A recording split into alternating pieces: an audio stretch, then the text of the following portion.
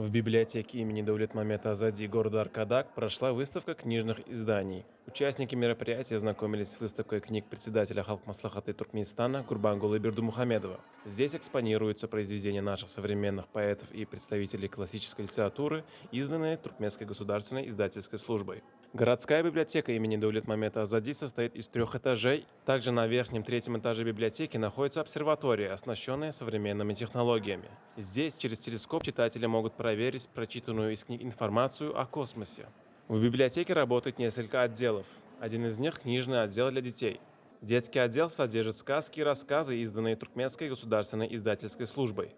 Дети могут читать и расширять свой кругозор в этом отделе во время летних каникул и в любое время года. После выставки началась конференция. Участники рассказали о возможностях, созданных в городе Аркадак. Также работники библиотеки обменялись идеями, как организованно вести библиотечную работу на лучшем уровне.